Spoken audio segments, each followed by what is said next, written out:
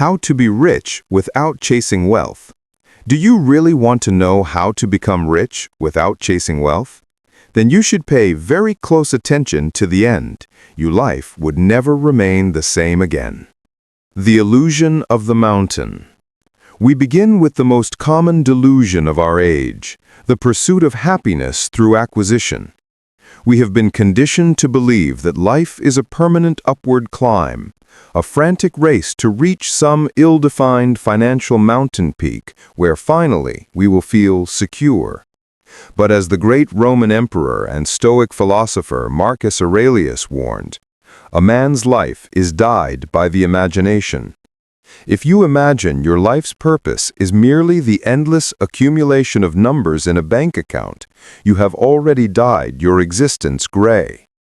The true paradox of wealth is that the moment you stop treating money as your ultimate object and start seeing it as a mere tool, a measure of utility, you begin to unlock the vast, immediate richness of your life right now. Money is like water. To understand true wealth, we must first understand what money actually is.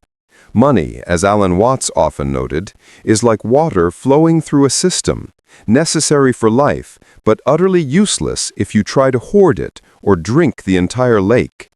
It is meant to flow, to facilitate the movement of goods, services, and experiences. Lao Tzu, the founder of Taoism, captured this fluidity. A good traveler has no fixed plans and is not intent on arriving.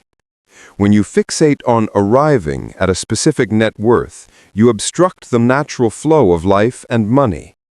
True financial health is not about the static quantity you possess, but the dynamic quality of your circulation, how much value you give, and how much you can graciously receive in return.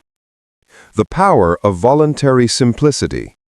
The most profound secret to feeling rich is not to increase your income, but to voluntarily reduce your need for unnecessary things.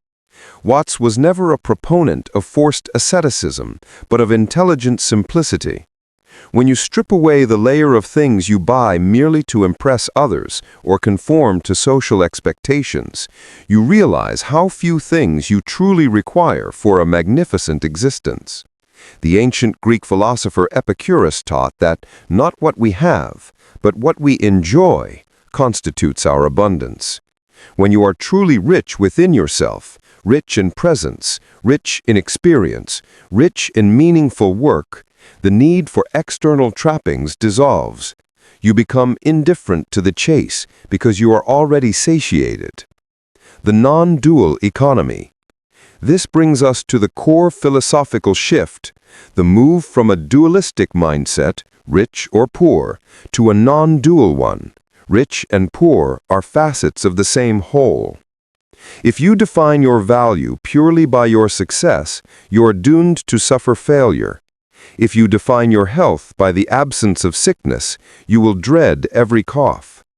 True richness lies in recognizing that the entire cosmic dance, the ups and downs, the gains and losses, is the spontaneous play of the universe.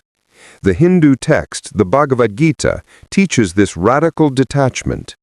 You have a right to perform your prescribed duty, but you are not entitled to the fruits of action. When your motivation is the act itself, not the profit, your life becomes the reward. You are rich because you are alive, conscious, and engaged in the world, not because you have dominated the market. Conclusion: the wealth you already possess. The final lesson is a return to the present moment. If your wealth is always out there in the future, you are eternally impoverished right now. The real currency of life is time, attention, and energy. To be truly rich is to possess the capacity to enjoy the sunset, to relish a simple cup of tea, to listen fully to a friend, or to feel the profound mystery of your own existence without the anxiety of next quarter's earnings. To quote the Zen master Alan Watts, "Trying to manage things, trying to force things to conform to our will, only makes matters worse. Stop chasing, relax the grip, pay attention. you may find that the treasure you were looking for was the life you were too busy trying to escape. Thank you for watching till the end. Subscribe to this channel for more life-impactful lessons.